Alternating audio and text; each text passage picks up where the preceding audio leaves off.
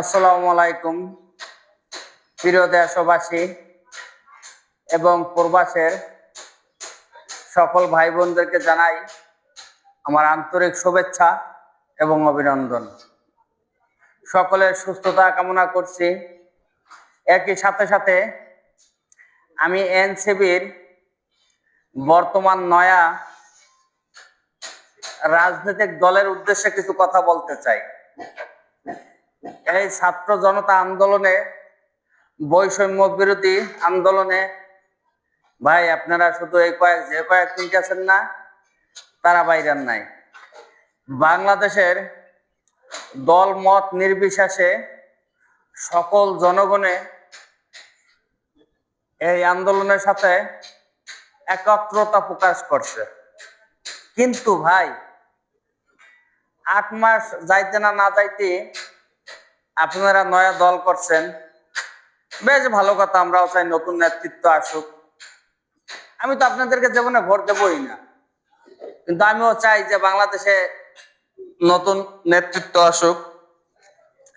আমার কথা হলো ভাই, যখন বৈষম্য বিরুদ্ধে ছাত্র আন্দোলন চলছিল তখন আপনারা একটা ফেসবুকে পোস্ট করলে ঘন্টার ভিতরে লক্ষ মানুষ আসতো, আপনাদের পাশে ছিল। এখন আমার কথা হলো, মে মাসের 3 তারিখে 2025 ভাই আপনাদের ভাড়া করে লোক আনতে হবে কেন? আপনারা যে লোকজন আনছেন, সাংবাদিকেরা প্রশ্ন করে যে আপনারা কি দাবি নিয়ে আসছেন। কেউ আমরা খালেদা জিয়ারে চাই, কেউ আমরা শেখ হাসিনারে চাই। ভাই এটা বাংলাদেশের জনগণ। 8 মাসে আপনাদের এই অবস্থা, বছরটা ঘুরতে দেন, আপনাদের এই অবস্থা থাকবে না।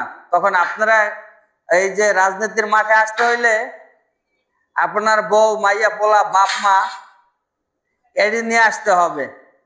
এখনো যদি ভাড়া করিয়া লোক আনতে হয় ভাই, আর আপনারা চান যে দেশটারে স্বাধীন করার নেতৃত্ব দেশে, তাদেরকে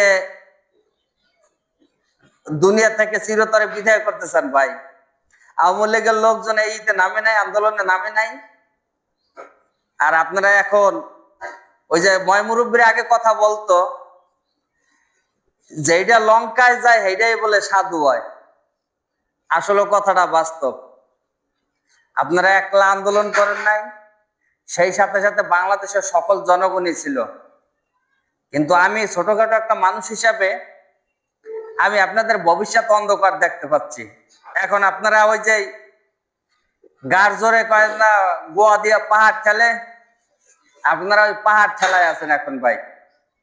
দয়া করে এখনো আগের চাইতে নৈরাজ্য যখন বেশি হচ্ছে, আপনারা দয়া করে নৈরাজ্যটা বন্ধ করুন।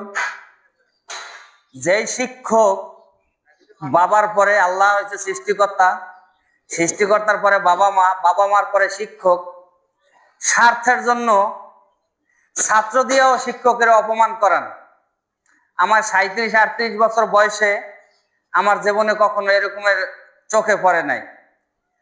একটা কথা মনে রাখবেন, গ্রাম বাংলার কথা, ক্ষেতের চাকা খেতেই ভাঙ্গে।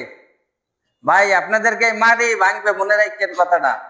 হয়তো খারাপ লাগতে পারে, আর আমার কথার মাঝে যদি কেউ কষ্ট পেয়ে থাকেন তাই ক্ষমা দৃষ্টিতে দেখবেন। আল্লাহ হাফেজ, ভালো থাকবেন সকল ভাই বন্ধু বোনেরা, এবং প্রতিটা মানুষ সুস্থ থাকুক, ভালো থাকুক।